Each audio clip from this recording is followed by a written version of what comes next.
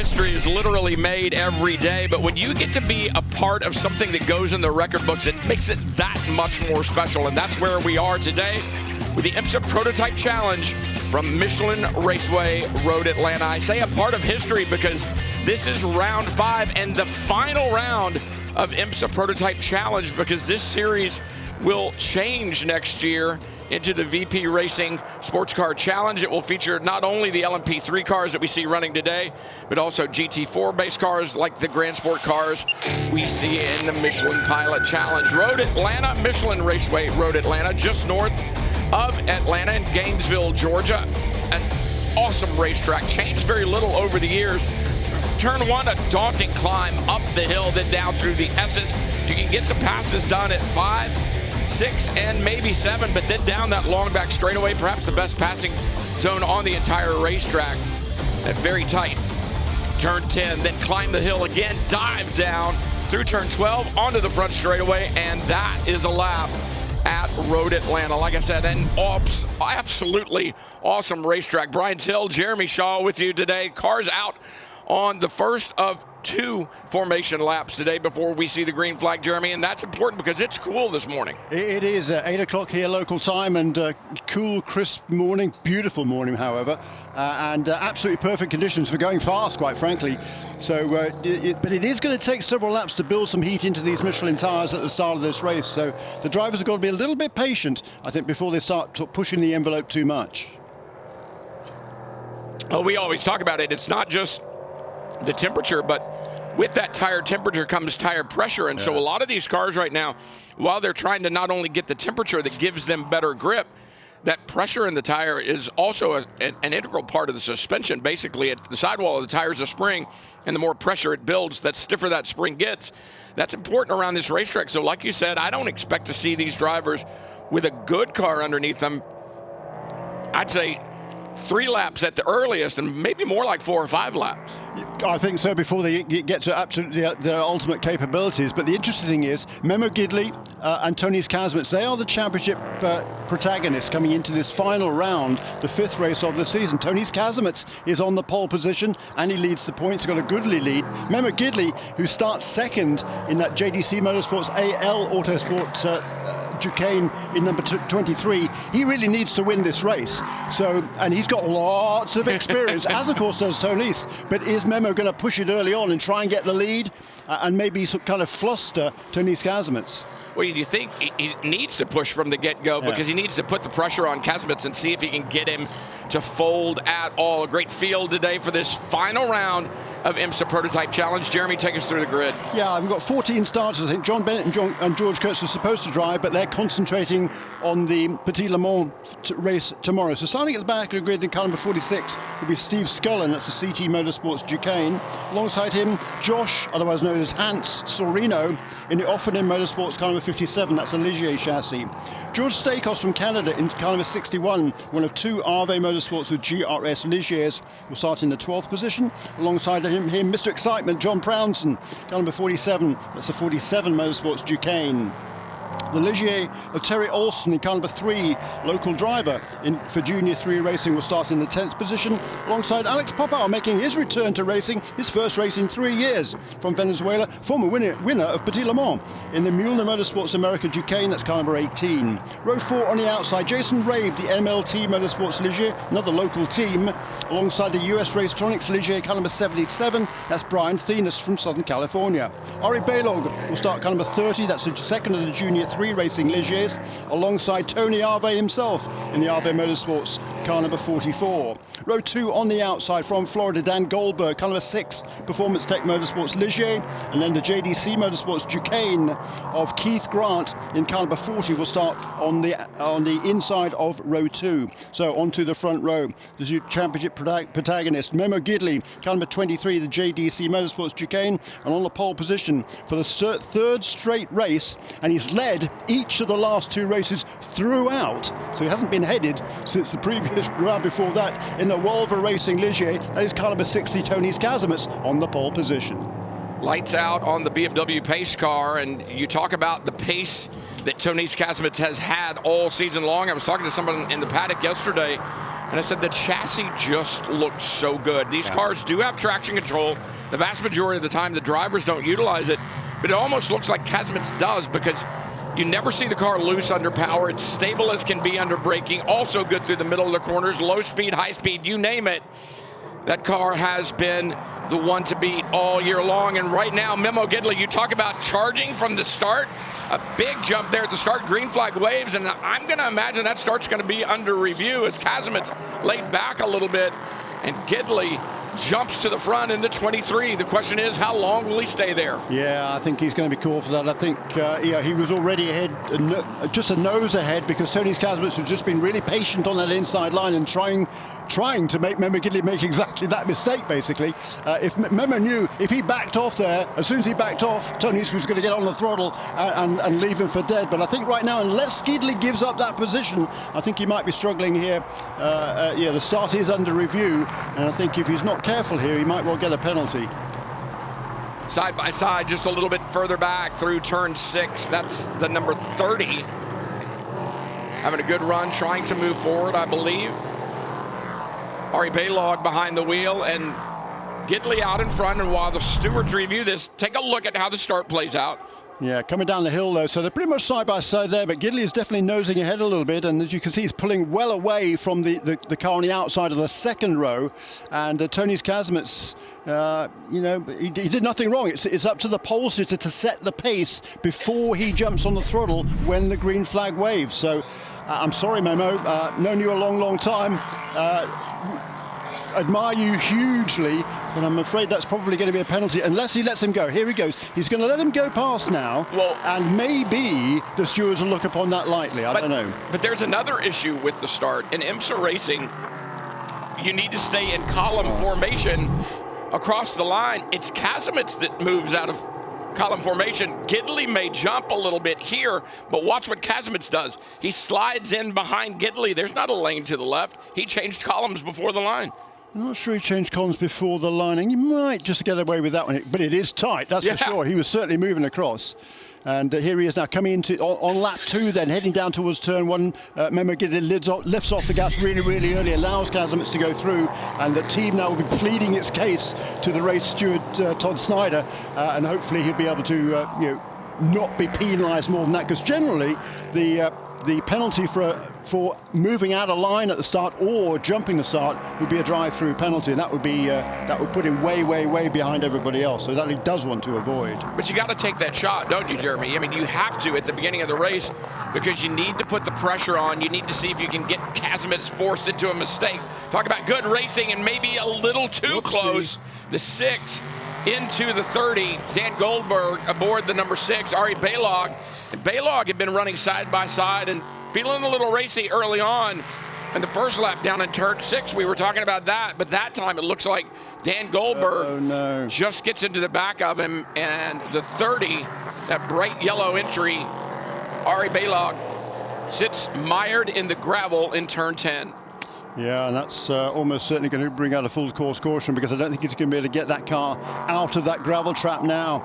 And Balog, he was behind number 6, was he? So in that case, was he ahead of number 6 or behind him? Well, he must. I don't know where he got ahead of him, because he had been behind him. So, here we go then, the full course caution. So that's not a good way to start this hour and a half race. Let's take a look. So Dan Goldberg looks inside. He's there, and then tips him. I didn't see Balog move back driver's left and make the contact. No, Dan Goldberg just pushes out a little bit and makes contact with Balog. That's what it looked like. Yeah, it does. I mean, number 6 dives to the inside line there, and I think, quite frankly, probably should have given up that position. I mean, Balog was clearly ahead of him on the turning point there. He maybe tried to get out of it. He ran right over that curb on the left-hand side of the racetrack, the first part of 10A there, 10A and 10B, 10B being a right-hander.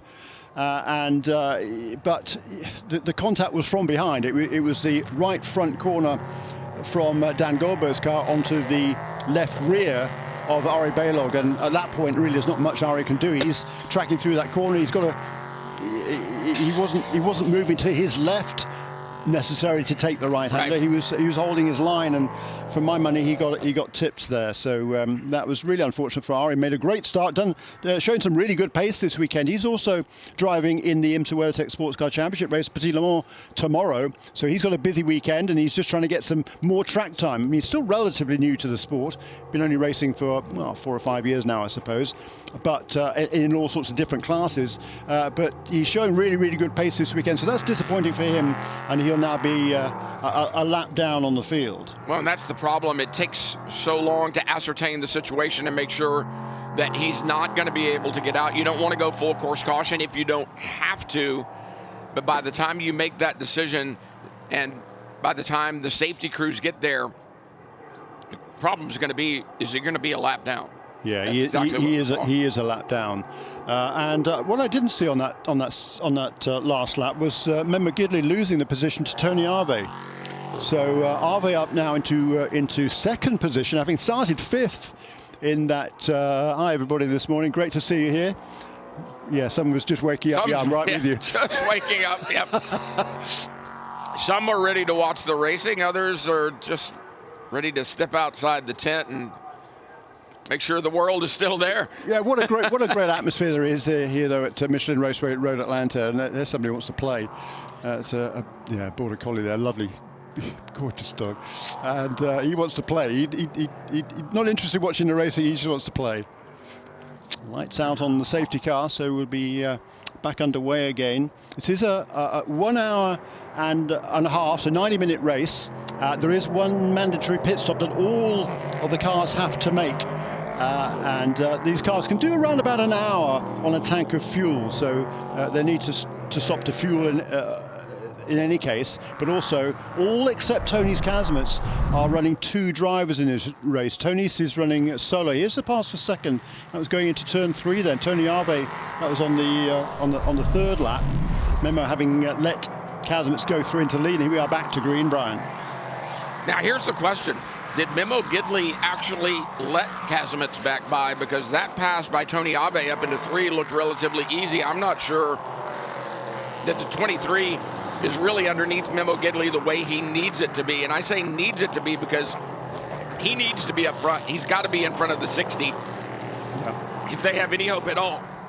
True that, but no, I think that was a deliberate move by Memo coming down the front straight. He wouldn't have been lifting off that early. You know, his first lap was quick, was fast. He was right on the money on the case there, and I think that was a deliberate move to let Tony's Kazimierz go past. But I think Tony Arve just got a little bit braver on that second lap, heading up the hill, carried a bit more speed through turn 1 up the hill, and was able to dive down the inside. And Memo, you know, he wants to make sure he gives Alexander Kareba a good car for the second portion of the race, because Alexander, the youngster, is fast, and he showed really good pace yesterday. He's from Branson, Missouri, 24 years of age, and he's been a bit of a revelation this season because he hasn't done an awful lot of driving before, but he has been really fast. And if Memo's goal for this opening stint of the race is stay close to Kazimierz and give Alexander the opportunity to go for the championship. Well, and perhaps the strategy now is to let Tony Arve take the fight to Kazimierz, because if he gets up there and those two were to get together, that could be the opening that Memo Gidley and Alexander Kareba need. And there is a big incident, 47 involved, and also the Mueller Motorsports entry. Yeah, that's Alex Popov then. No, it's the 47, number 3, I think, wasn't it? It was Terry Olsen there, I think, in the number 3 car. Yep. That was involved there. Terry Olsen in the 3 and John Brownson.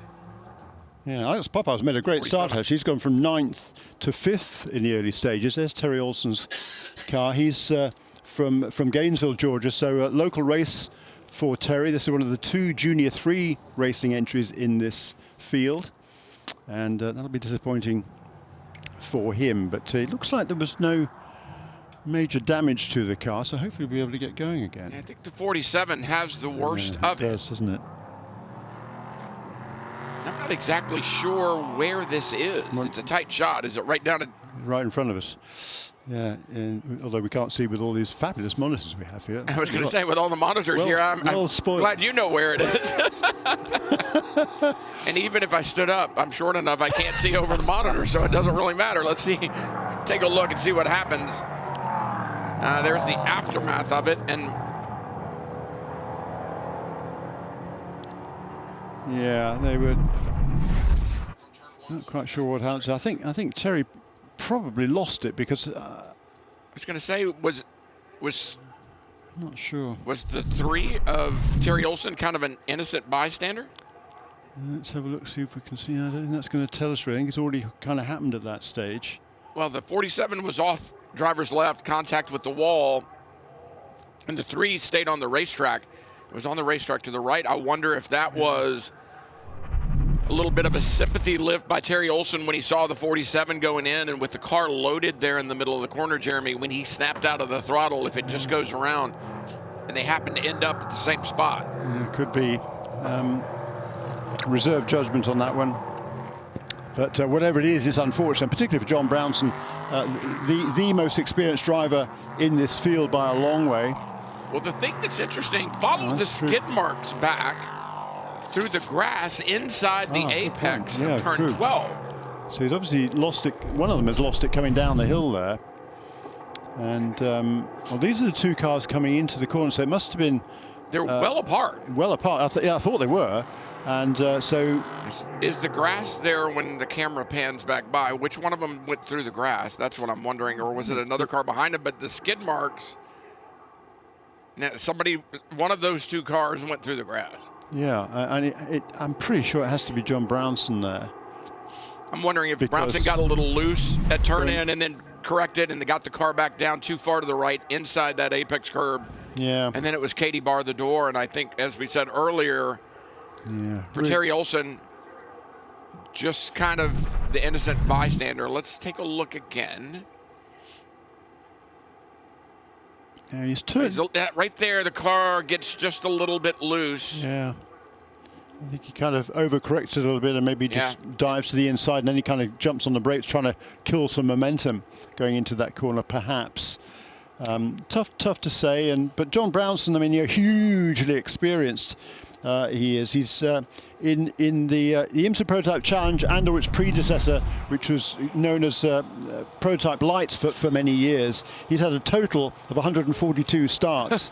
Has John. He's from Breckenridge, Colorado. Great character, and had a lot of success over the years. You know, both overall. He had 4 overall wins in the Prototype Lights days, and a total of 28 Masters class wins. He was several times as a Masters class champion. Winner. Yeah, Masters champion, exactly. Because they used to have a Masters category. Nowadays we have the Bronze Cup, which is for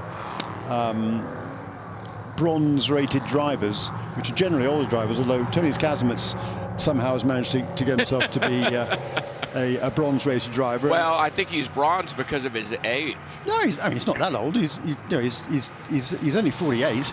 Well, I thought he had gotten to the 5-0 mark, which would have lowered him automatically. Yeah, no, he's... All right, let's talk championship for just a second here. Tony Kazimierz out in front, where we've seen him all year long, Jeremy, and then right behind him, Tony Ave having a good run this weekend.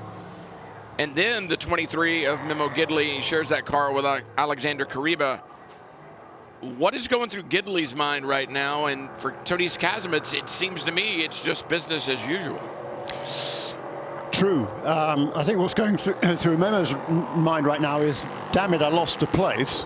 But secondarily, the car's fine. I spoke to him wandering up to get into the car a few minutes ago. He was bright-eyed and bushy-tailed and ready to go. Couldn't wait to get started. He felt he had a really good car underneath him. So I think he'd be a little bit frustrated to lose out to somebody who's similarly experienced there, Tony Ave. Coincidentally, both of these 2 former Team USA scholarship winners back in the 90s. By the way, it's a program that sort of kind of helps out some young American drivers in early stage in their careers. The program's been going since 1990. Jimmy Vasser was the first winner, but Ave won it in 92, Memo Gidley in 95. So they've both been around this sport a long, long time. And Tony Arvo will have very much enjoyed making that pass on Memo at the top of the hill, because turn 3, it's a pretty brave place to make a pass, and it was a nice clean one at that too. So Memo Gidley, like I say, he knows he's got a good car underneath him, at least he had going into the race. Hopefully it's still working the way it should be. This looks like the landscaping crew down at the local business park after they've mowed quite a bit, now blowing all the grass out of the way. That grass from inside the apex curbing there in 12, and we think that's what happened to John Brownson. But I'm looking at lap times, Jeremy, and we're early into this race. Right now, Tony's Kazimitz has the fastest lap, but only over by 100th of a second over Tony Abe. But for Memo Gidley, he's 0.6 of a second off of the pace of Abe and Tony's Kazimitz. I'm wondering, is that a car that they have set up to come alive in the long run? And if so, that's going to be a problem, because we may not get a lot of long runs here this weekend. This racetrack, if you leave the surface, you're likely to find something to hit. And we just saw that, especially in the high-speed areas of the racetrack, which bring out full course cautions, which negate that long-run mindset. And I guess the other thought is, practice session yesterday was early in the morning at this time. Qualifying was later in the day. A good qualifying car yesterday does not necessarily translate into a good race car this morning. Yeah, that's true. But yesterday morning they had a practice session. The qualifying was later on in the afternoon, but in the morning, similar conditions to this, quite frankly. And Memo was turning good laps then. So, I think he's just mindful of the fact that it's an hour-and-a-half race. He knows Alexander is fast, and so he's not kind of worried about it too much. Yes, he would have liked to get away ahead of Tony's Kazimitz, and he certainly wouldn't have wanted to lose a place to Tony Arve as well. But he's been around the sport to know the bigger picture. The bigger picture is, okay, I've lost a position, but we know Alexander is fast, and that should give him a good opportunity to go for the win in the later stages, and that's really all you can hope for. And even if they win the race, Tony's Kazimitz, from the perspective of the AL Autosport JDC Motorsports team, the car number 23, even if they win the race, Kazimitz has to finish outside the top 11, which is now pretty unlikely, because we've only got 11 cars on the lead lap right now. So almost Tony's can be crowned champion right now. So but they're still going to be going for the win. Even if they can't win the championship, they're certainly going to be going for the win. Well, absolutely. I think you show up at the racetrack all the time to go for the win. And a lot of times people go, well, you're leading the championship, you're going to take it a little bit easier and so on and so forth, and just kind of cruise and collect the points. And I think what you got to show up at the racetrack and do is what you've done all season long. If you get off of that game plan and you upset your rhythm, then it's easy to not have the pace and the performance that you've had, and it puts you in another group of competitors that you're not used to running around at the same point in time. Lights out on the safety car here at Michelin Raceway Road, Atlanta. The final round of the 2022 IMSA Prototype Challenge, and also the final round. Lights are back on again. Oh, and they've turned the lights back on. Also, the final round for this series in general. It's going away at the end of this year. The VP Racing Sports Car Challenge for next year, which will have the LMP3 cars along with GT4, or the same cars that you see in GS and Michelin Pilot, and that should be exciting. Kind of a different ball game, teaching these drivers how to run in multi-class racing. Yeah, and there'll be two 45-minute races also, rather than just one hour-and-a-half race like we have at the moment. So it's certainly going to be a different, slightly different animal. I wonder why the safety car lights went out, because we still haven't cleared away this other car yet. This is the car of John Brownson. The other car that was involved in that incident, Terry Alston in car number 3, he was able to get going again, come into the pits, and afterwards and make a fairly lengthy stop, but he did get back out again and is still on the lead lap in car number 3. That's Terry Alston from Gainesville, Georgia. He's another guy who's been he's done a lot of racing over the years in all sorts of different things. And his family's been involved in racing a long time too. His grandfather Max raced sprint cars quite some years ago, so that's pretty cool. And Terry came into the sport himself relatively late in life, but he's having a great time. He's sharing that number 3 car with Courtney Crone, who's a talented young lady from Southern California who's trying to ply a career for herself. And Terry there in that beautifully detailed car number 3 for Junior 3 Racing, based out of Charlotte, North Carolina. And Billy Glavin Jr., who is the team principal there at Junior 3 Racing, he worked for quite a few years, as did his dad, with Hendrick Motorsports, so he's used to running top-notch programs. He learned a lot there, and he brings all that expertise to Junior 3 Racing. So the lights came back on, and I think as a race director, what you're looking for, Jeremy, is to get back to green as soon as you possibly can, and that's what Todd Snyder is trying to do. And I'm sure he was in conversation with the safety workers down in the front straightaway, who said, we'll have this out of the way for you. Then some kind of a hiccup developed, and it became obvious that they weren't. Here's the thing. You can always turn the lights back on.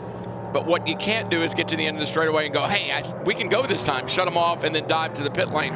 You got to give the competitors a little more notice than that. And I think maybe the other thing, too, is that view of the safety car kind of low, we lose the lights in the back. And so it could have just been the camera angle that we had, because that light bar there you go. is over the back. See, right there, you don't exactly see it. Right. It doesn't have flashers going or anything like that. It's simply the light bar in the back. So well spotted. That's exactly what it was. Well done. Well done. Yeah. So still looks like this cleanup shouldn't take too much longer. The car has now been removed from the scene of the crime, and Terry Olsen is at the back of the field. He's made up all that ground, close up to the back, so he's ready to go racing again at the restart. He'll be behind Steve Scullen, and several cars ahead of him is Ari Balog, who in car number 30. Actually, is he in the pits right now? Number 30. He's shown as being in the pit lane, Ari Balog. He's a lap down to everybody else.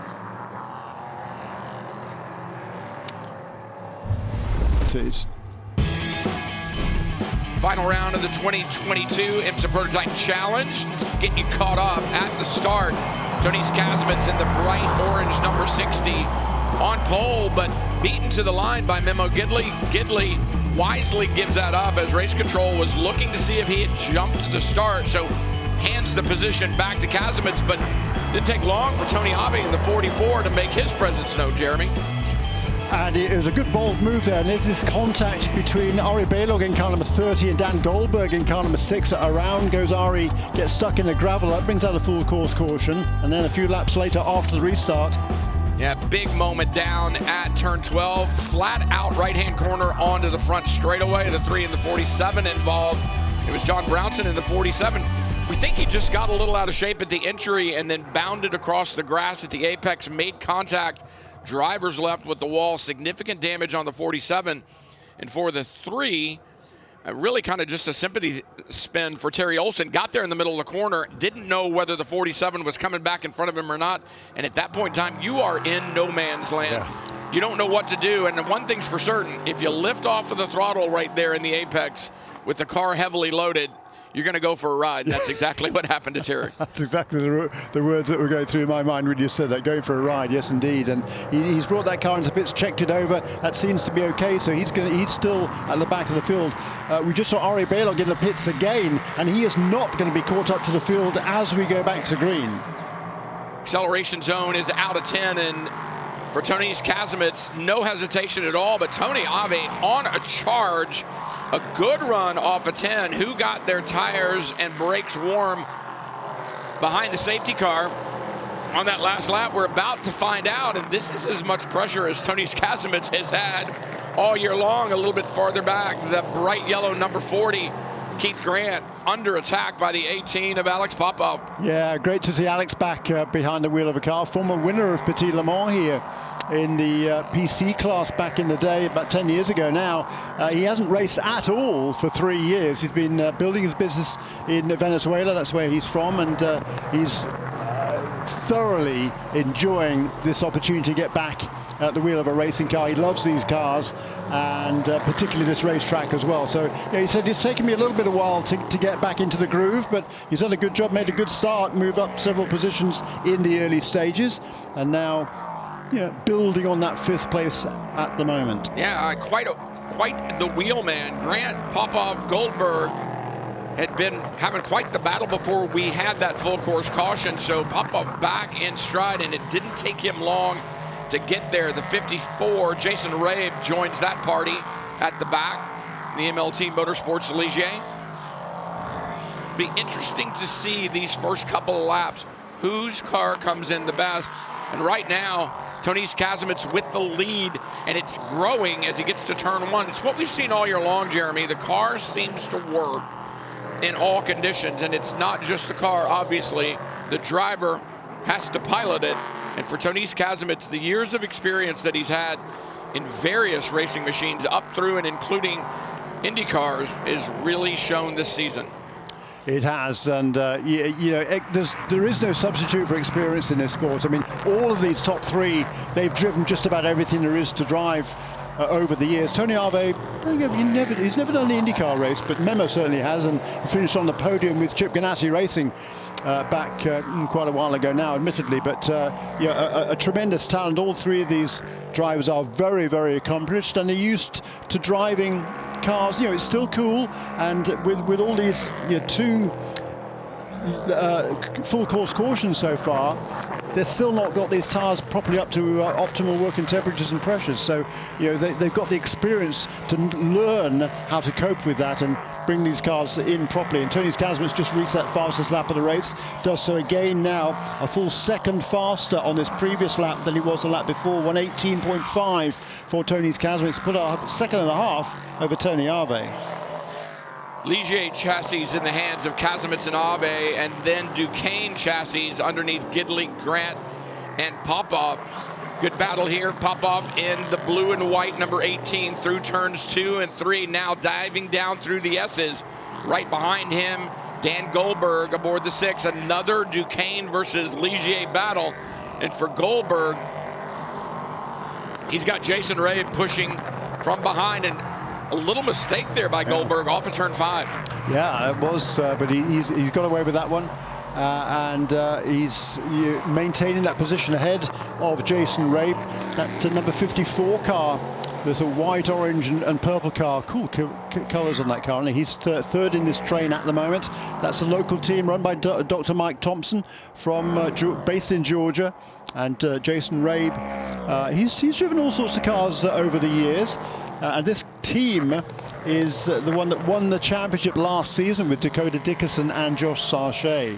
In dramatic fashion at this very race. True. It came down to the final event of the season, just like this year has, but it was even closer coming in last year. I'll tell you one thing as well. Jason Ray is going to hand that car over to Corey Lewis, who is a rocket ship in one of these. We saw him in the car at VIR, I believe, and was absolutely stellar. It had been a while since he'd been in one. Big smile on his face, and when he climbs aboard the 54, look for that car to move even farther to the front. But will anyone be able to move far enough to catch Tonis Kasemets?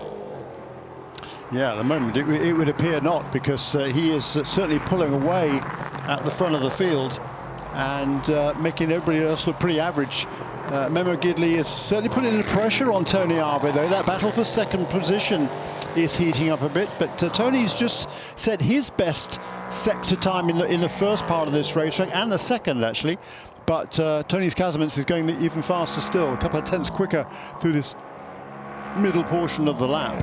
Tonis Kasemets' best lap, 0.7 of a second faster than Tony Ave's best lap. Yeah. And it just shows he's able to leap out in front. And I talked to the team, and they said, there's been no massive discovery. It's about crossing T's and dotting I's, and it's kind of like when Kim Green and Jacques Villeneuve won the championship in the kart series some years ago. At that time, everybody was taking their Reynard and Lola chassis, getting them to their shops, redesigning suspensions and everything else. And that team did nothing other than run a box stock car and just maximized it, did everything the way that it needed to be done, and ended up winning the championship. And the analogy is similar here, that they said, we haven't done anything.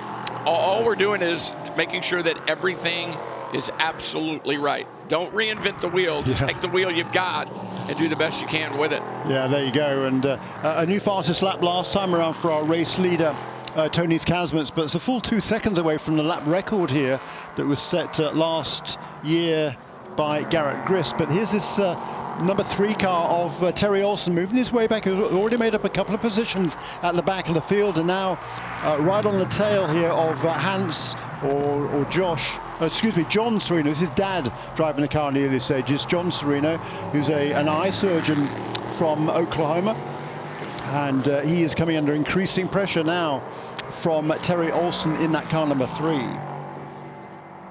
Olsen finally is able to take a breath after that moment there in 12.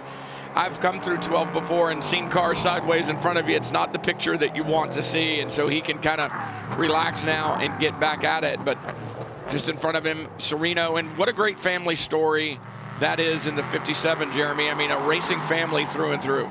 Yeah, very cool. It really is. And yeah, the entire family is involved. He's got 3 sons and a daughter, and they're all sort of nicknamed after racing drivers, which is kind of cool. Senna is here. She's been the lollipop girl involved in the pit stops, and the 3 sons are John Jr., Josh, and the third one is Michael, who is Hans, who's driving this weekend. He's the last one to drive in a race. Is Hans, but he'll be taking over from Dad in the latter stages. But they've all done, they've all been very successful in SCCA racing over the years. Here's Terry Olsen making that pass now on John Serino.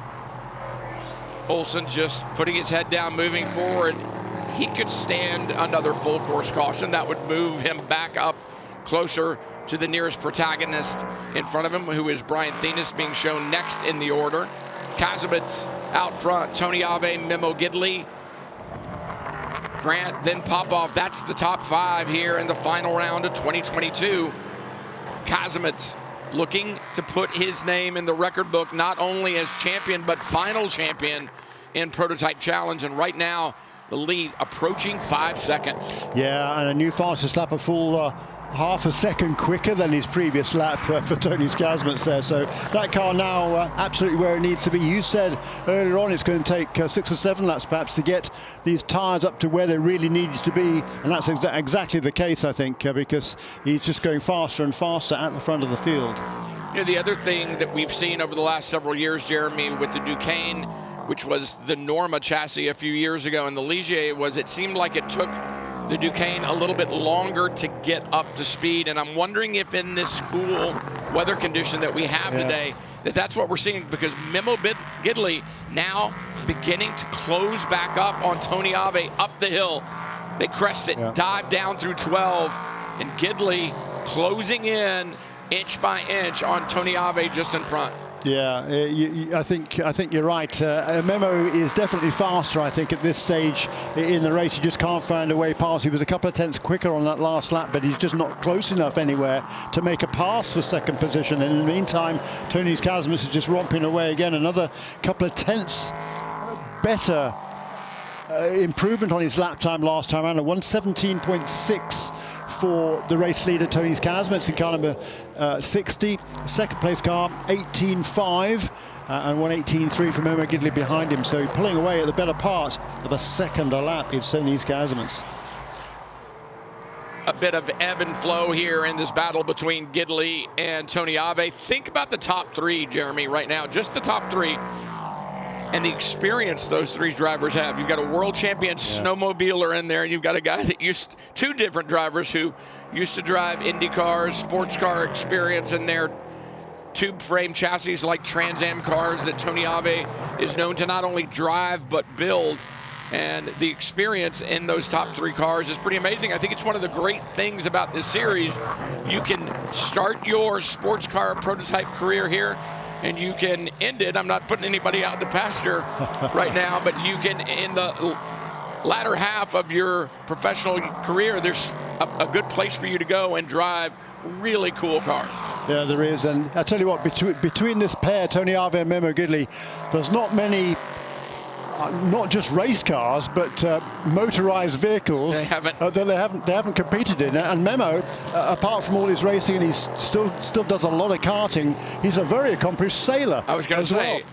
And wins many races in the Bay Area. He's based in just north of San Francisco, and he's a very accomplished sailor. So, and he absolutely loves that aspect. Of course, he was actually born on a boat. So he was born and lived on a boat for a long time. This is a great battle that's been raging for a while. Alex Popov aboard the number 18, the white and blue entry from Mueller Motorsports, out of turn 7 onto the back straightaway. That bright red number 6. Just behind Dan Goldberg, and Goldberg is good in an LMP3 car, Jeremy. We've seen it the last couple of years, and right now he is not letting Popov get away. Welcome back to racing, Alex. You've got somebody all over your rear wing, and another battle between a Duquesne chassis and a Ligier. A little bit of contact on the racetrack as well, and I can see where this is coming from. Yeah, Steve Scullin there diving down the inside in that car number 46, trying to get past John Serino, and I think he was, I mean, the move was fine, but he didn't need to go that far left. And that's what I was going to say, and you talk to drivers all the time, especially new drivers or young drivers, the farther to the left you get, he's now invisible. Yeah, true. He can't be seen by Serino until they get right there at the apex, and Serino's going, where did he come from? Yeah, no kidding. So you want to be tucked right up beside that car so they know that you're there. And for Steve Scullin, way to the left like that, he was in that zone where there was absolutely no way that John Serino knew that he was there. Yeah, and you know, he's definitely faster. Steve doing a nice job actually, and George Stakos kind of right with those two guys as well. But they're now going to go. Oh no, that's number 30 car of Ari Balog, who's still a lap down to everybody else. But back on it and running good lap times as he works his way through.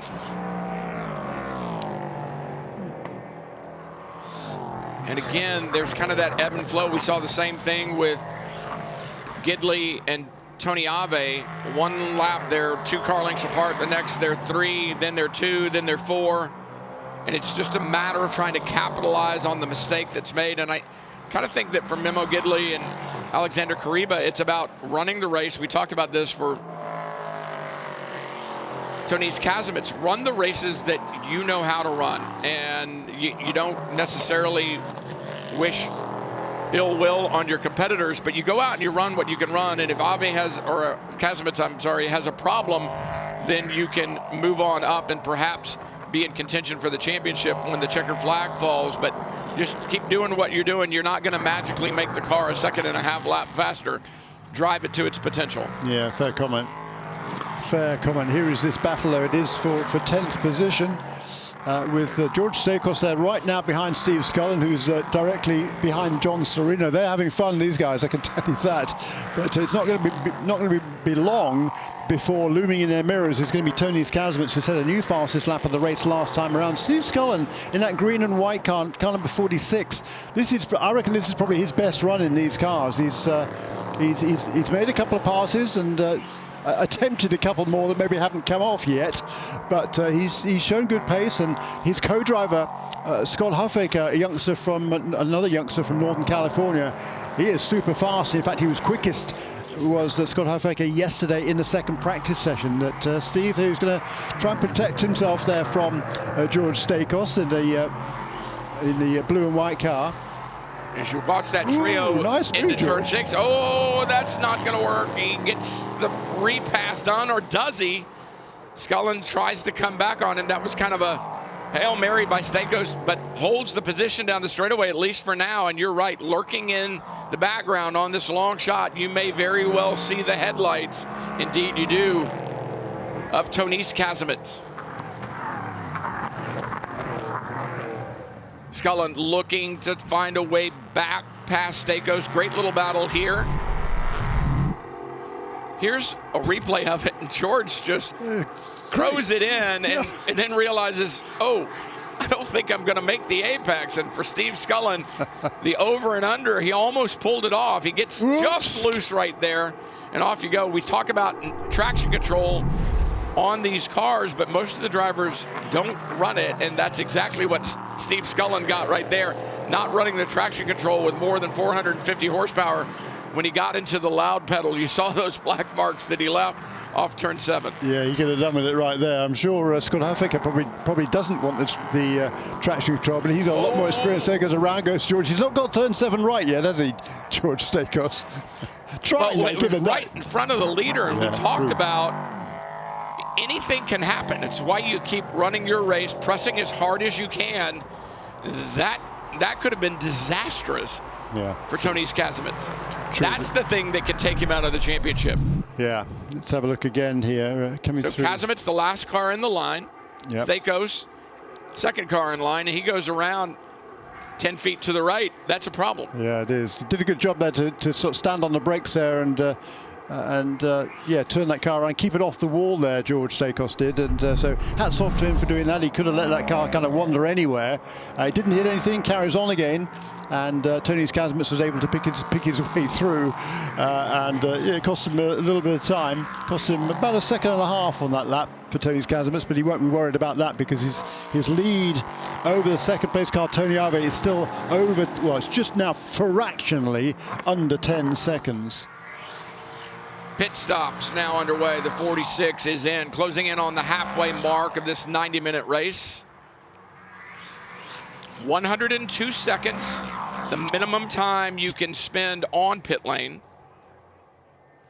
And that's from the pit in mark to the pit out beacon. It's not how long the car sits stationary, and now a lot of takers. Yeah, including Memo Gidley there, the third place car. He's out of the car. Alexander Kariba stepping aboard. Fresh set of Michelin tires on that car as well. So cold tires, yeah, okay. Maybe are they fresh tires? Scrubbed. Yeah, maybe scrubbed. But cold tires on a cool morning, that's going to be a tricky couple of laps for Alexander, but he should be in good shape after that, as long as he's patient the first few laps. Tony Kazimierz quite likely to stay out now as long as he can. If there's a full course caution, that plays right into his favour, which is certainly a bone of contention amongst the paddock here. That he's driving solo and can pick whenever he likes, and the longer you stay out, the more chance there is of a caution falling in his favour, because now number 23 car is a lap down to the race leader. So if there is a full course caution, Tony would retain that huge lead that he has. I thought there were scrubs that were going on the 23, but I could have sworn that the left rear that time looked like a sticker. So maybe I just caught the chalk that they make their marks with out of the corner of my eye as it was going on. Any way you look at it, stone cold Michelin rubber going on, and as good as these race tires are, it's going to take a while to get temperature. We saw problems in the opening WeatherTech practice session, cold tires at the top of the hill, and for Alexander Kariba, without a lot of experience, we talked about him coming in and hasn't done a lot of racing, and he's been really a revelation. I can't say enough about the job that this young man has done this year, but he's been thrown into the deep end. He's swimming with sharks, and he's done a great job.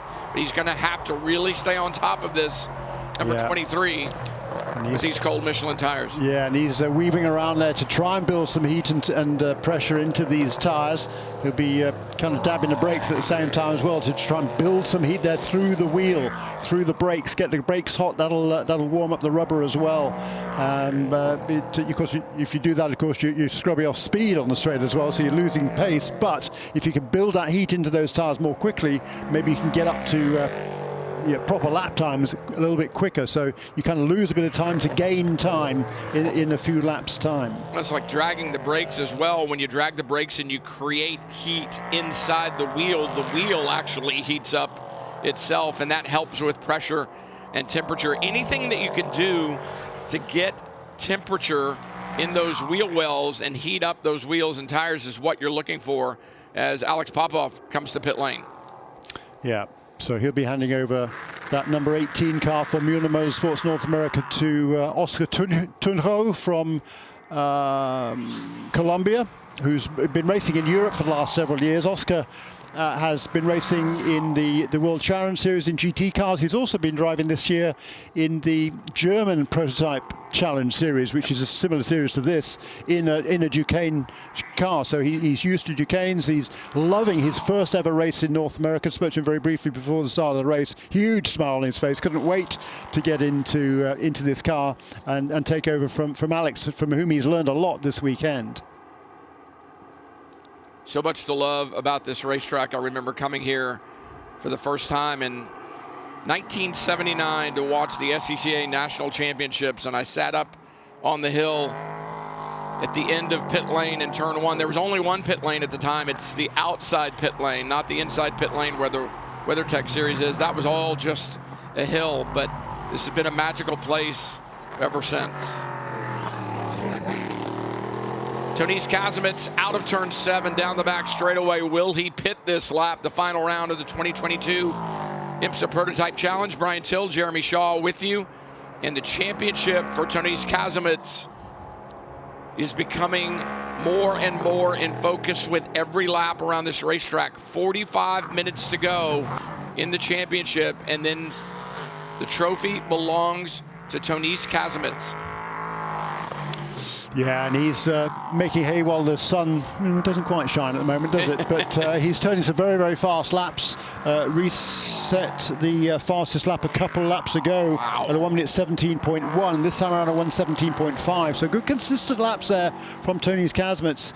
And he's just gone purple again through sector 1. It's a very short sector 1 on this racetrack, split into 3 sections around this 2.5 miles, 2.54 miles. On the first sector, really just from start finish line through turn 1 and up the hill.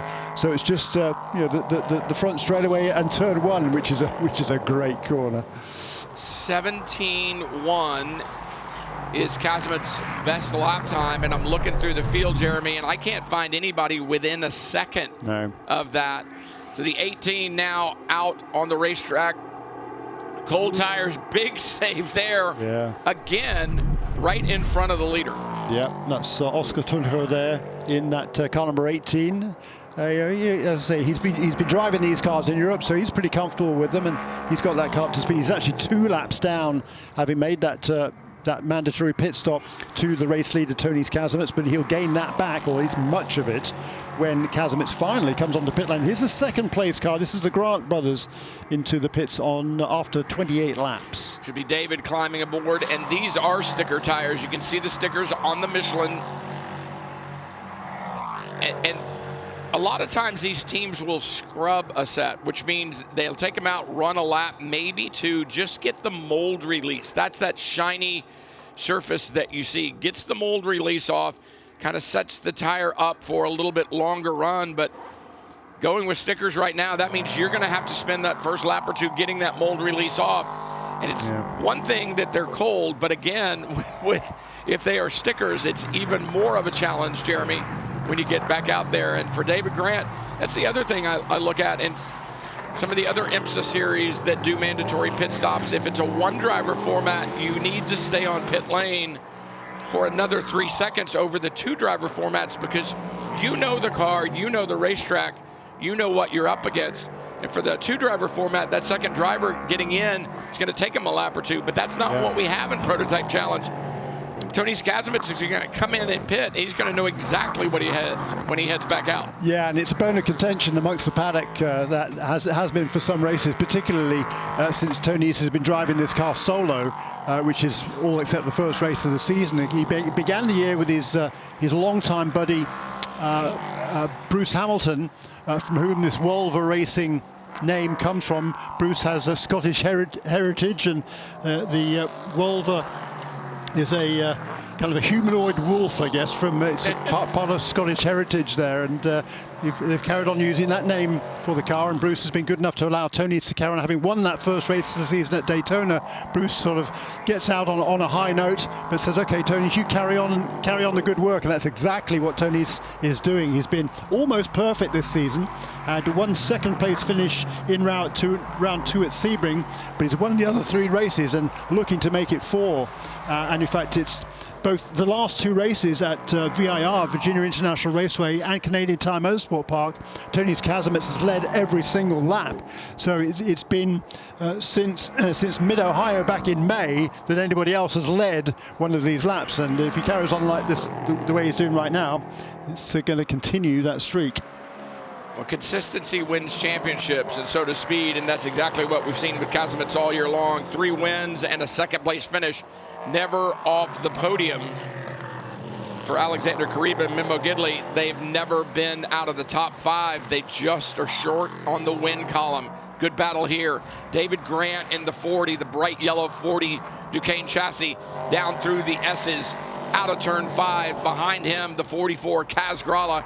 And that's a name that young man started in sports car racing several years ago, but you recognize it now from the NASCAR series, whether it's truck, Xfinity, or Cup. He's driven just about all of them back in sports cars this weekend, and showing the speed that he has found and the skill that he has developed over the years. Yeah, true.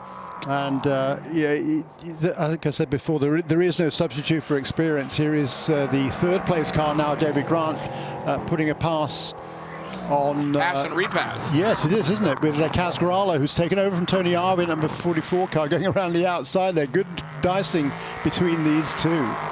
Meanwhile, Alexander Kariba has got himself up into second place through that pit stop sequence. Number 44 car from Tony Arve, the pit exchange from Tony Arve to Kaz Grala was about 5 seconds longer than the minimum. 1 minute 47 for that driver change. So that is what has put Kaz Grala behind Alex Kariba, and Alex has pulled away quite rapidly. He's just set his best lap of the race last time around, as has our race leader, by the way, Tony Kazimitz. Little lockup for David Grant that time into turn 3. Puffs of smoke off the left side up into turn 3. He'll turn the car to the right, and just that little bit of lockup. Touch of the brakes again coming off the corner to settle it. And you can see that the position that he lost, the time lost there, back to Kaz Grala, extensive that time through that turn 2 and 3 complex. And now he's got his hands full of the 54. That's Corey Lewis. We were talking about Lewis earlier, how he just was spectacular and on a return back into the prototypes at VIR, and now charging. And I'm sure David Grant's going, where did that car come from? Yeah, no kidding. Yeah, he's just turned a 1:17.7 last time around for Corey Lewis, and right with David Grant as they come across the line. This is a battle now for 4th place, with Kaz Grala having made that pass finally stick in the number 44. So but he's losing ground. Lost more than a second on that last lap to Alexander Kariba in that second place car number 23. But, waiting for timing and scoring to cycle through as Kazimitz up in to turn 2 and 3, and showing Kariba more than half a lap behind, just now going down the back straightaway headed towards turn 10. Tell you what, who is on a charge here is Nolan Siegel. He's taken over from Ari Bailog in car number 30. He's a couple of laps down at this stage still after that earlier incident for Ari. But the youngster Nolan Siegel has just set a new lap record in car number 30, a 1 minute 16. Oh, he's wow. looming up on the tail of these cars. But that number 77, the red, white, and blue car, who is Patrick Kujala from Finland, he's closing in on that battle between David Grant and Corey Lewis. And right behind them, albeit a lap down, unfortunately for him, is Nolan Siegel, turning some really quick lap times. New lap record then for the youngster Nolan Siegel in car number 30, just 17 years of age, from Palo Alto, California. He's been plying his trade basically on the road to Indy. He's won races in the Indy Pro 2000 Championship this season, won a couple of races, finished well up in the championship, made his Indy Lights debut in the final round of the season at WeatherTech Raceway Laguna Seca, his home track, but gaining some experience in sports cars as well.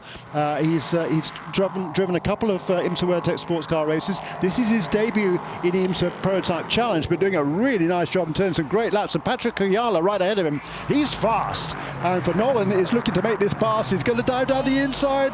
He thinks better of it. Smart move, young Nolan. Yeah, 6 is difficult to get it done, and then the following corner, 7, slowest corner on the racetrack. If you get it done there, you really need to block the driver that you are passing, try to affect their turn in so they can't do the over, under, and repass you down the long straightaway. But for Tony's Kazimets, 36 minutes to go and a few seconds. The last thing he wants to see right now would be a full course caution, because look at the lineup of drivers that are behind him, Jeremy. We were just talking about it. Alexander Kariba only about 3.5 tenths off of Kazimets' fast lap right now. Corey Lewis is a rocket ship. Kaz Grala, David Grant, Kuyala in there. If this field gets stacked back up because of a full course caution, Tony's Kazimets may have more of a battle on his hands than he's had all season long. And the guy who's quicker than all of them, not quite as fast as Nolan Siegel, is Oscar Tunro in car number 18. He has turned 1:16.7 last time around. He's now about 10 seconds behind Patrick Kuyala in that car number 77, but he's made up, over the course of the last 4 or 5 laps, he's made up about 6 seconds. So he is absolutely flying in car number 18. There he is, the youngster originally from Colombia, from Cali, Colombia, makes his home now in Europe, but he's a young charger and he's loving his first race off the road. Oops, there's Courtney Crone off the road. Oh, and that may be it, Jeremy. That may be the full course caution that I was just talking about. Yeah. Courtney Crone is stuck in the gravel in the number 3, and for Kazimets, I won't call it a nightmare, but the challenge. Oh, he's a full lap ahead of everybody else. Now he's going to cycle back through. No, he's still going to be he's still going to be in the lead, though. Right, he'll still be in the lead, but everybody will be right there on his tail as it closes back up. So it'll be interesting to see as everybody cycles back through. I think Kariba's on the same lap as Kazimets. So is Grala and Lewis and Grant, I believe. Now, the smart move there would have been for Tony to come in right there and then. But he didn't. So let's have a look, see what happens here for Courtney. She just carries a bit too much speed there into 10A. Around that car goes, loops it, sort of lazy spin into the gravel. And just after that, just before the yellow came out, a little more action down there. There's the 30. Yeah. Oh, that battle's been going on. Yeah, there's a lap between them. Nolan Siegel in that car number 30. He's a lap down to Patrick Kuyala, but he's just trying to make his point here, isn't he? And does a good job there to avoid any contact, as does Patrick. He sees Nolan coming in his mirrors, I think, and said, okay, I'll give him a bit more space. And they both live to fight another day. Now, it's going to take a little bit to get this sorted out because you've got cars on the back straightaway. The leader is actually in between turns 5 and 6. And looking at our dancing ants, now they've got him. They don't have him. It's showing the safety car well behind, so it's going to take some time to get this field sorted and get everything back together before we can restart. And for Tony's Kazimets, you said it, Jeremy, he hasn't pitted yet. No, but he's going to be able to make his pit stop, and he'll still come out with a huge lead over everybody else. In fact, he might even be able to make the pit stop and stay a lap ahead of everybody else, because everybody's going to be running at safety car speeds, and yeah, he's just in great shape here, and the safety car is going to wait for the leader. Okay, well, yeah, whoops, bit of a whoopsie there, to be honest, because the pits. I don't think the pits are closed. I think he can come in and make a pit stop anytime he likes, and this is certainly going to play in his favor. So Kazimets climbing the hill to turns 2 and 3, and the safety car on the back straightaway at turn 8, the left-hand kink just after turn 7, the tight right-hander that leads you on to the back straight, according to our map, but according to the pictures, he's at turn 7. So our dancing ants map, as we call it, with all the little bugs that are running around the racetrack, aren't particularly accurate. There goes the safety car beginning to roll now just a bit. A lot of the dancing ants are predictive. It's based off the speed that they were doing. So if they stop, it's still going to place them perhaps ahead. And there we go. There's the safety car. There is the leader, Tony's Kazimets.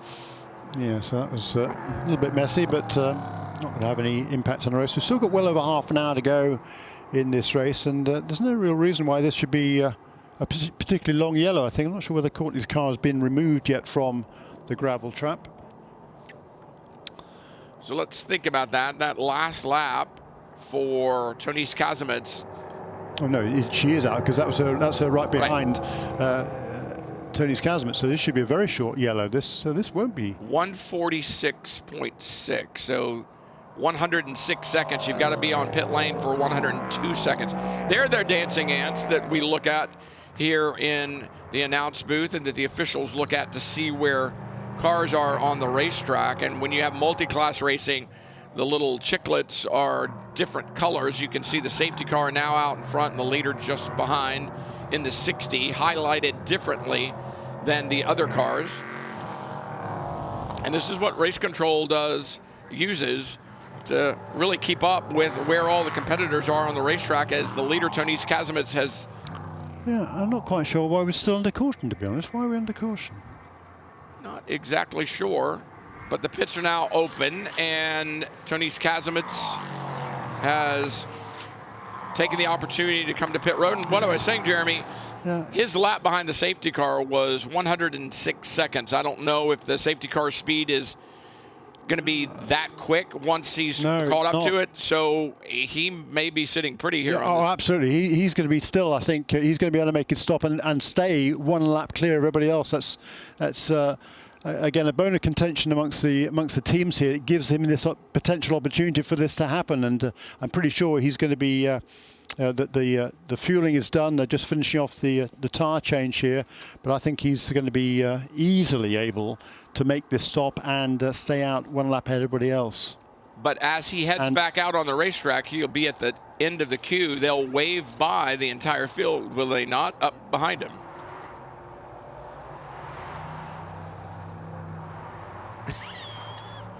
I guess so, yeah. It gets really messy, doesn't it? Yeah.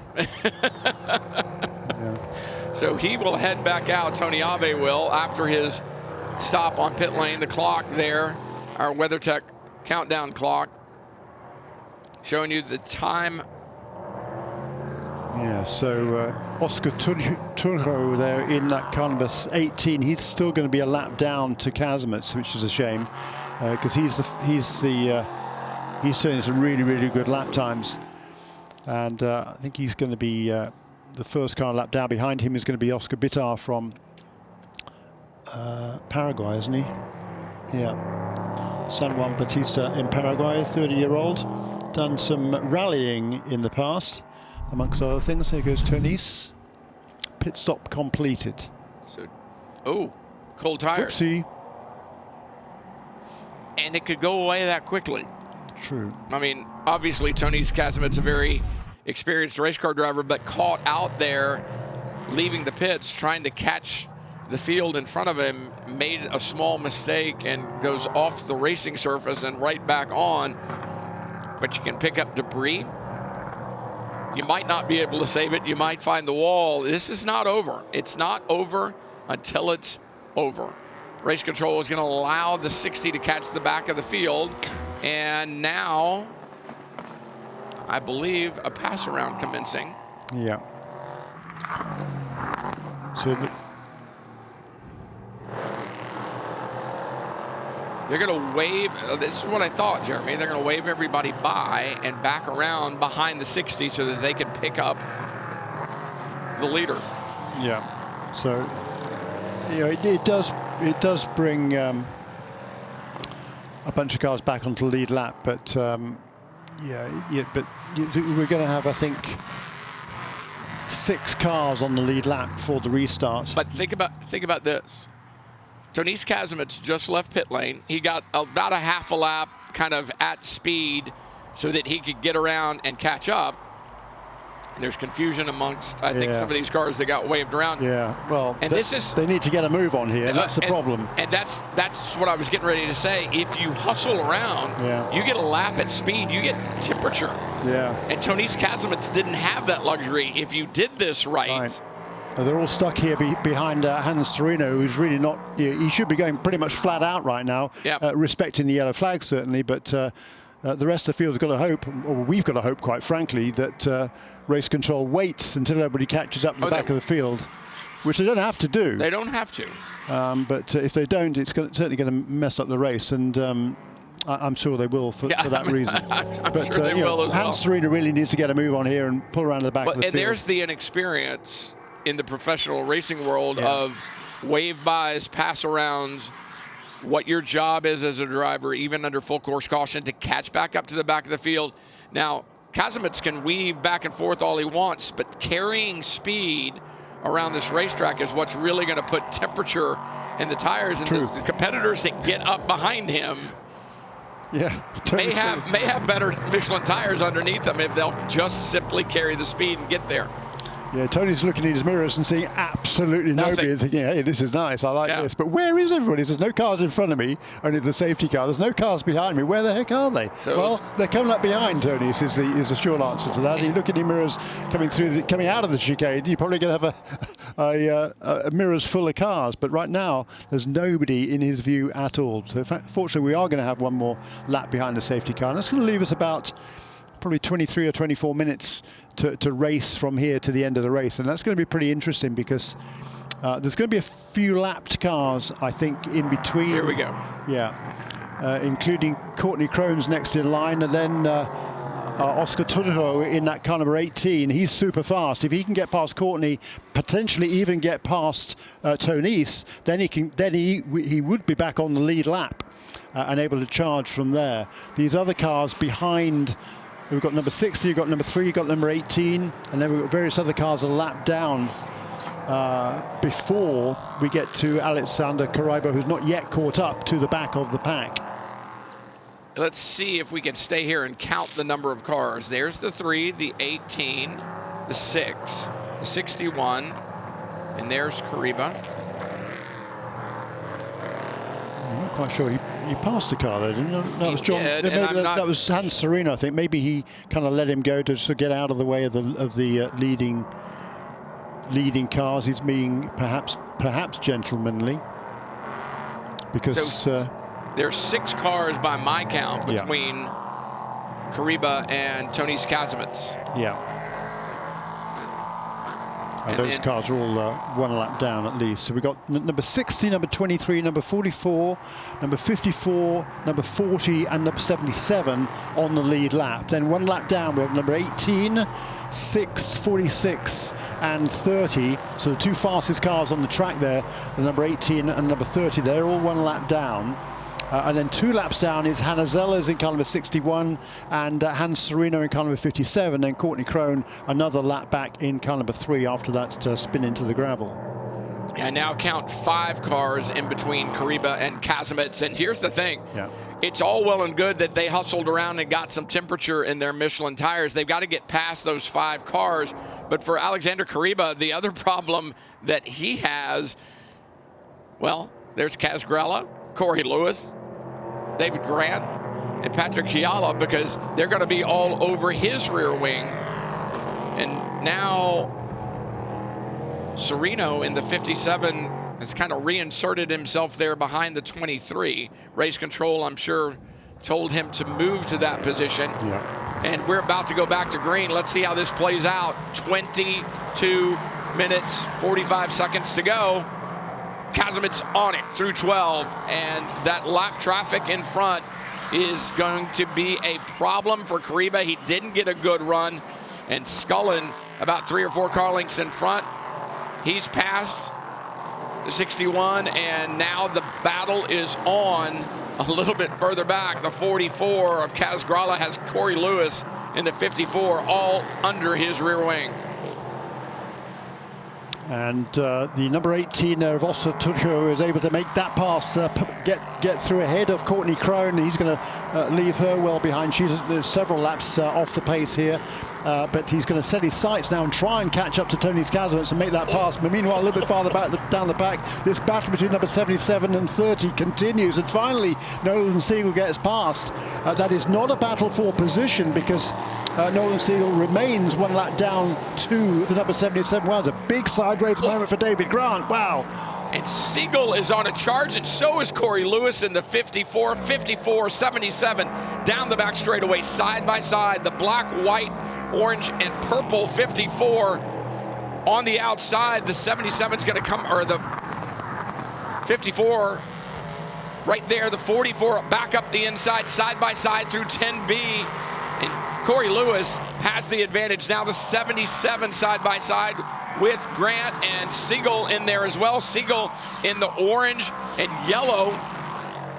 The number 30 a lap down, but he's trying to move his way to the front. He's saying, Jeremy, if I get another yellow, maybe I can get back on the lead lap and I can fight for this thing. Yeah, exactly right. And now in second position, Kariba's he's only 5 seconds behind Tony Kazimierz.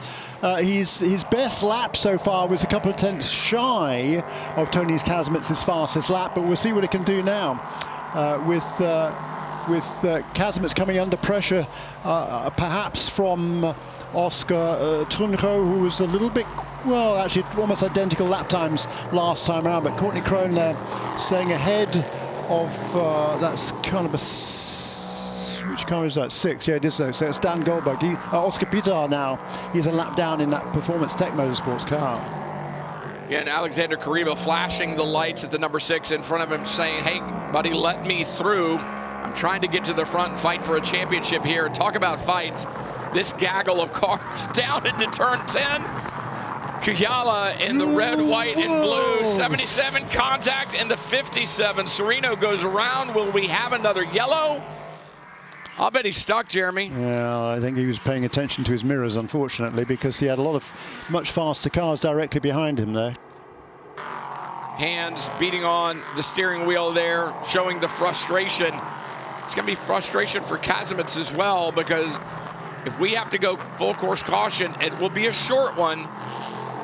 And Kariba, Lewis, Gralla, Kuyala, they'll all be that much closer as we close down on 19 minutes to go. Yeah, Serino's still there. They're going to have to go yellow to go get him. Yeah, I think they are. Coming down the back straight now, so well, towards turn 6 and 7. They've got about another few seconds before I think they're probably most likely going to have to throw that full course caution, because yeah, he's still lost the engine. He can't get it refired. He should be able to get it refired, but he probably won't move there because it's stuck in the gravel. Yeah, full course caution is out. Yeah, dear. And this is just going to be a quick snatch and grab. This is how it all takes place. You got this battle with the 77, the 44, and for Serino. Yeah, and to be fair to Serino there, the number 44 car, Kaz Gralla, really should have been a lot more incisive with that pass. He's kind of sort of alongside him, and then he kind of backs out of it. And so I'm going to withdraw what I said there, my criticism of Serino. He really didn't do anything wrong there, I don't think, other than the fact he should have realised I think those cars are significantly faster than him. A little longer. Couldn't let them go, but yeah, he was the one ultimately got tagged, and yeah. And you can see the frustration there. I was having a good run. I could have been a contender. Yeah, well. He's two laps down already, and you know, those guys were a lap ahead of him. That is the frustration, though, especially at this racetrack. The gravel traps are fantastic at keeping drivers safe, but at the same point in time, they will grab you like a spider web and pull you in, and we saw that a little bit earlier with Courtney Crone in the 3, the 6 as well, and now Serino aboard the 57. It'll be a quick grab. The AMR safety vehicle there, and already have him hooked up, the tow strap on that tow ring on the front of the 57, the Ligier chassis, and it won't take much to get him moving again, but it's taking time off the clock, and that is good news for Tony Kazimierz. But the bad news is it's brought those very, very quick drivers even closer to him. How many lap cars now between Kazimierz and Kariba? I see three. Yeah, 3. 2 of them are fast. Oscar Trunjo there in car number 18. Scott Huffaker, who's extremely fast in car number 46. Those 2 are both 1 lap down. Also, Courtney Crone is still there as well. She's a couple of laps down, 3 laps down actually, to our race leader, as Hans Serino there gets pulled out of the gravel trap. It's still going to be another couple of laps before they can get him going again. Yeah, he's not very happy, is he? No, he's not. And quite rightly so. I mean, the door was open for Kaz Grala to make an incisive move to the inside, going down into the left-hander, but he really didn't. You know, it was sort of a half-hearted effort to pass it. It looked like, to be perfectly honest, which was just surprising for somebody of Kaz's experience. So those cars in between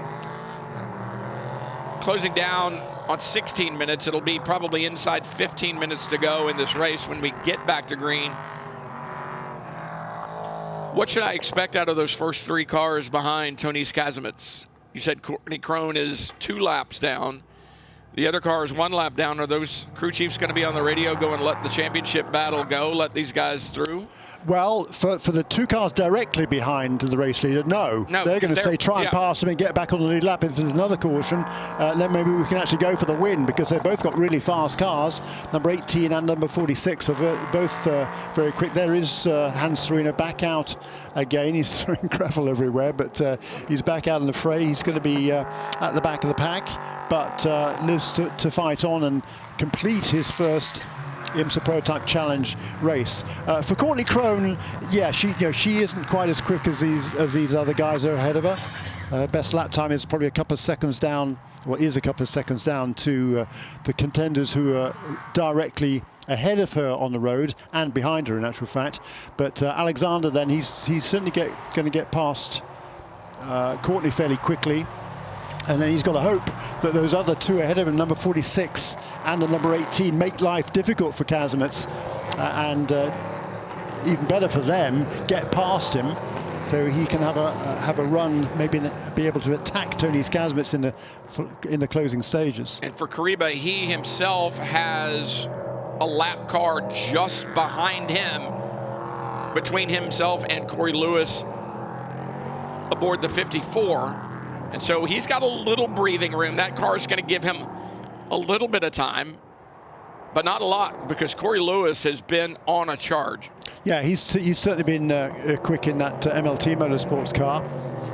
From Nazareth, Pennsylvania, is Corey Lewis. And his best lap time in this race has been a 1:17.7. The race leader's best, a 1:17.0. Alexander Kariba in second position, a 1:17.2. So they're all pretty closely matched in there. But the 2 cars behind him have both been in the 16s, number 18, number 46. Back to green, 13 minutes remaining.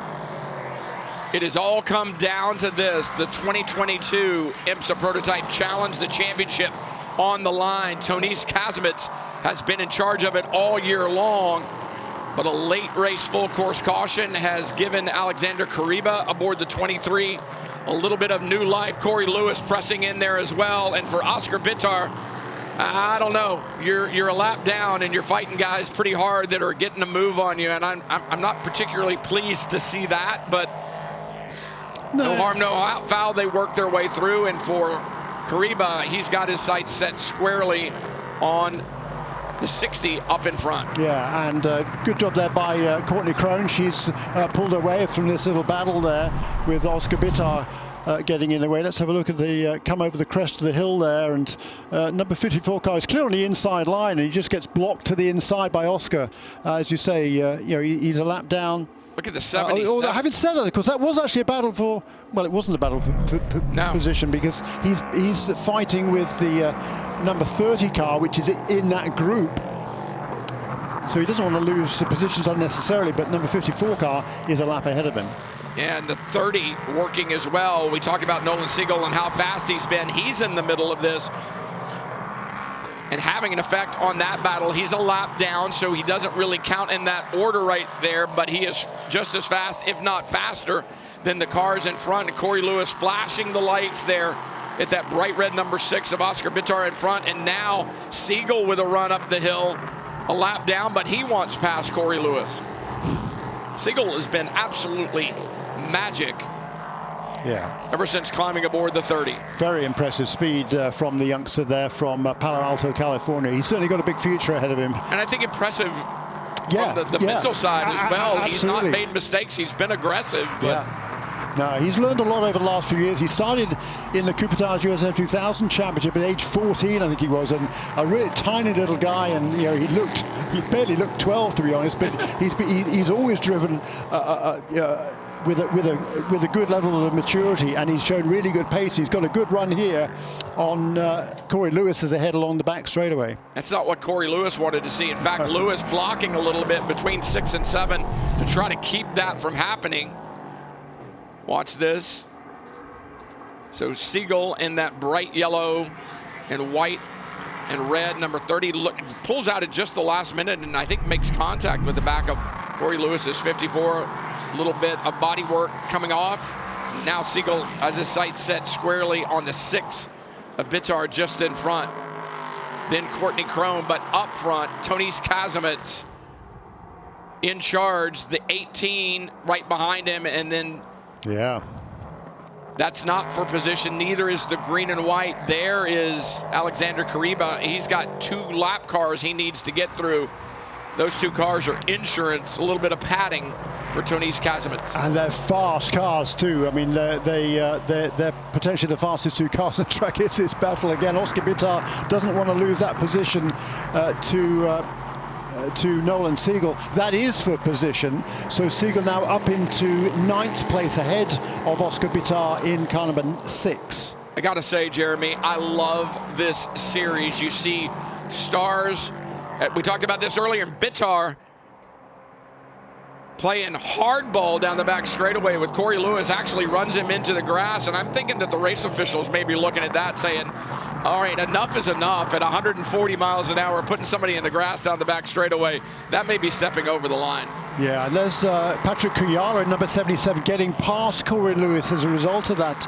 I think probably that red, white and blue car ahead now of Corey Lewis. So Patrick Kuyala in number 77 up into 3rd position, looking for yet another podium finish. That's a 3rd place car in the championship. Race director just telling the cars that are a lap down, be respectful of the championship battle. And I don't know if that message was to those cars that were fighting, because that wasn't involved in the championship battle. But I can tell you one thing, it was dramatic down the back straightaway, to say the least. You're allowed to move, but you're not allowed to move in response. Yeah. So if the car behind you takes a peek, you can't just shut the door, and you certainly can't run them down to the grass. So that's exactly what Bitar did that time. Now the 77 of Kuyala is through. And particularly when you're on different laps. Yeah. But Kuyala there's made those passes and made them very, very nicely indeed. So he's up into 3rd place. He's going to try and set his sights on Alexander Kariba, but he's now more than 8 seconds ahead, so he's unlikely to catch them. And good to see John Serino there, Hans Serino hanging on to the tail of that train of cars and turning some good laps at the moment. Whoops, there's contact again between Bitar and Lewis as Lewis finally gets past the Paraguayan. May possibly be the widest Ligier chassis I've seen, the number 6. Yeah, it could be. He's been a very tough customer to get around today. I'm not quite sure. He probably doesn't really quite know who he's racing with and who he isn't racing with. I mean, if he's racing for position, that's one thing. But when cars are ahead of you, then that's not good. And Oscar Bitar has just got a penalty from, or not a warning. A warning at this stage. Okay, fine. Do it again, and you'll be visiting the pit lane. So Todd Snyder in race control seeing the same things that you and I are watching right now. And hats off to the race control teams and all the safety workers that make this possible, because without that guiding hand, this wouldn't be possible. Like I said, history on the racetrack right now, as this is the final round for IMSA Prototype Challenge as we transition to the IMSA VP Racing Sports Car Challenge next year. Battle for 3rd. Yeah, it is, and Courtney Crone right ahead of the battle, and Patrick Kuyala Corey Lewis has wasted no time at all in an upper 54 car for MLT Motorsports to move on to the tail of the Finn Patrick Kuyala, and number 44 car trying to get past Oscar Bitar. Again, that's not a battle for position, because Bitar is a lap down and he lets the number 44 car. Does he let the number 40 car go through? Sort of, kind of, yes. Sort of, kind of, yeah. And wheels dropping there in turn 12. Not the place you want to do that. That will take your breath away from inside the car. You drop that wheel off the track out curbing or off the end of it or behind it. Either way, it's going to get your attention as the red Georgia clay, that dust being thrown up in the air. Alexander Kariba trying to work his way forward as this battle continues. The white and blue number 3 just in front of Corey Lewis, who's flashing his lights, not for position, but Lewis needs to focus forward, but at the same point in time, you got to keep one eye on the mirror as the blue flags wave for the number 3 of Courtney Crone. Yeah, Courtney's turned some good lap times. 1:19.6 last time around. Her best is a 19.0. So you know, she's driving well at this stage, and she'll be respectful if I'm sure if Patrick, well, it's Corey Lewis ahead now, isn't it? So he's up into 3rd position. He'll look to the inside, will he? And yeah, finally makes that move. Good job. And good job by Courtney Crone. Leaves that gap at the apex so that Lewis can slide through. And now Patrick Kuyala next in line to see if he can get the same gracious treatment from Courtney Crone. Meanwhile, Tonise Kazimets just over 2.5 seconds in hand, back to Kariba, and again the 2 cars just behind Kazimets, not for position. It's the 4th car in the order, the white, black, and red highlighted number 23 of Alexander Kariba, trying to hunt down Kazimets. And even if they finish in front of him, even if he and Memo Gidley were able to take the win and Kazimets finished 2nd, Kazimets would win the championship. Yeah. But it would be a little bit of redemption for Gidley and Kariba, as they have not found the top step of the podium since their single win at Mid-Ohio. True that, and certainly that's what he wants to do. And these top 4 cars turning pretty similar lap times. You know, the predominantly orange car of Tonise Kazimets, he leads the race. The 2 cars behind him, still a lap down, but turning laps very in the low 17s. 1:17.2 last time around for Tonise Kazimets. That's and again this time around, that's within a couple of tenths of a second of his fastest lap of the race. So he's certainly turning good laps at the moment. Oscar Tunjo there right behind him in 2nd position, and Alexander Kariba doing the best he can there. He's you know, inching a little bit closer to this battle, but you know, to be honest, the gap between these 4 cars is remaining pretty stable at the moment. And I'm sure that for Scott Huffaker in the number 46, the green and white, he's been around this IMSA paddock for several years now, a very well-respected driver. I'm sure he's going to say, if Kariba gets here, if he gets to my wing, I'll let him go inside 5 minutes to go. But he's got to get here first. Yeah. I'm not going to pull over and just park to let him go by. Yeah. Let him show me that he needs to be in front, and I'll put him there. But for now, Scott Huffaker focusing forward and laying down the lap times. Little flashback, Jeremy, beginning of the race, or beginning of the season, I should say, Daytona. We look at the 23, Memo Gidley, his return to a full-time ride in IMSA. That was the story. The story was not Alexander Kariba, his co-driver, the brand new IMSA driver, young, inexperienced. But looking back now to Daytona, how impressed are you with what you've seen from Alexander Kariba all year long? Yeah, very impressed. I mean, you know, he really has stood out because nobody really knew a lot about him. I've seen his name for the last few years, but he hasn't raced at this sort of level against this sort of caliber of driver before. And his pace in his all the way through the season, many of these tracks are new to him. He's learned an awful lot from Memo Gidley and from that JDC Motorsports team, but he's done a really, really nice job. And hats off. Particularly not only to Alexander, but also to Alex Damalis, who's a Texas businessman. He is the AL Autosport part of this, the entry of this number 23 car. Alex was originally planning to drive himself with Alexander this season, but he didn't have the correct license. He didn't really have enough experience for Daytona. And after Gidley and Kariba did such a good job in an opening race of the season, he said, "Okay, you two carry on. I'll just get behind the scenes, get some more experience. Perhaps we'll see him racing next year." But hats off to Alex to giving Alexander and Memo this opportunity to go for the championship. Absolutely, a race fan, obviously, because he is a race car driver, a growing and aspiring race car driver himself. But to look at the team and say, you know what? We've got a chance to fight for a championship, and it has come down to the wire. It has come down to this. 2 laps left in the 2022 season. For Tonys Kazimets, that championship is right there, not far away. Through these S's one more time at speed and back around to the front straightaway, and the championship will be his. Not handing it to him yet, because it is motorsports and anything can happen. And now look at this. The Rocket Man today, the 30, Nolan Siegel, has caught up with Alexander Kariba.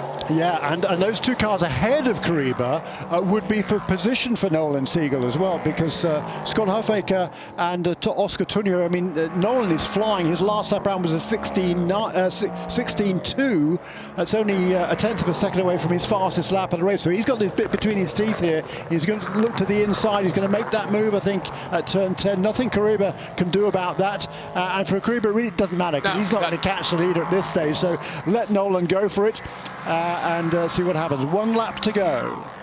1 lap to go in the season, 1 lap to go to crown a champion, and 1 lap to go to close out the history books on IMSA Prototype Challenge. And the last lap for Tonys Kazimets, a 1:17.082. That's within a few hundredths of a second of his best lap in the race. So he's not easing up one little bit. He's really made his mark. Hasn't been led for the last 3 races in a row. Looks like he's going to complete the sweep again here at Michelin Raceway Road, Atlanta. Tonys Kazimets, perhaps that bright orange on the car that screams, look at me, is fitting, because for Kazimets, he's had different opportunities throughout his career, but the opportunity given to him this year to go chase this championship is one that will perhaps open eyes in the paddock and reestablish Tonys Kazimets as a top-level driver in sports car racing, really any kind of racing. Yeah, you're right. And look, this battle's still going all the way up and down the field. This is the battle for 4th position. Patrick Kuyala, number 77, he's got his mirrors full of Kaz Grala, but to the checkered flag.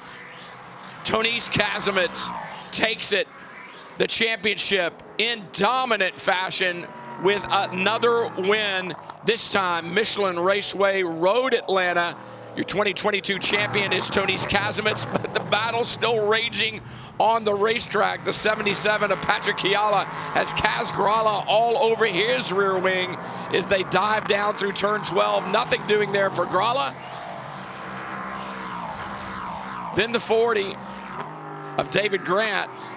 Top 5, Kazimets, Kariba, Corey Lewis with a great run. We talked about how quick he has been on his return to prototypes starting at VIR last round. But Jeremy, what a season for Tonys Kazimets, and what a gift he was given to have the opportunity to go do this on his own. Yeah, tremendous. Really impressive. Hats off here to Bruce Hamilton for giving Tonys Kazimets this opportunity. I mean, there can't be a more deserving guy in this sport. Well, he and Memo Gidley actually perhaps equally so. But yeah, they've been around this sport a long, long time. Massive enthusiast. Tonys Kazimets, he's always wanted to race kind of at this level. This is his first major championship, really. But he's been around the sport a long, long time. He's won club championships in the past and SCCA championships.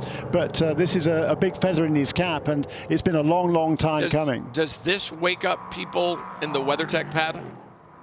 Well, I mean, yeah, I think everybody knows what he can do, and yeah, I'm not sure he wants to be. He knows he's not. His full-time professional days are kind of behind him now, so he's just kind of doing this for fun, and he gets a huge amount of satisfaction from it as well. And not only that, but Tonys, he's one of the most accomplished driver coaches in the country as well. He works with some teams on the road to Indy, particularly Pabst Racing, and he coaches a lot of drivers and builds them up toward the big time. Pretty valuable as a bronze driver Tonys Kazimets would be to teams throughout the paddock. What a great season it has been, and really what a great run it has been for all the different iterations of Prototype Challenge throughout the year. But it all wrapped up here today at Michelin Raceway Road Atlanta, as did the championship. Congratulations, I should say, to Tonys Kazimets and all the competitors this year. For Jeremy Shaw, I'm Brian Till. Thanks for joining us. We'll see you next time.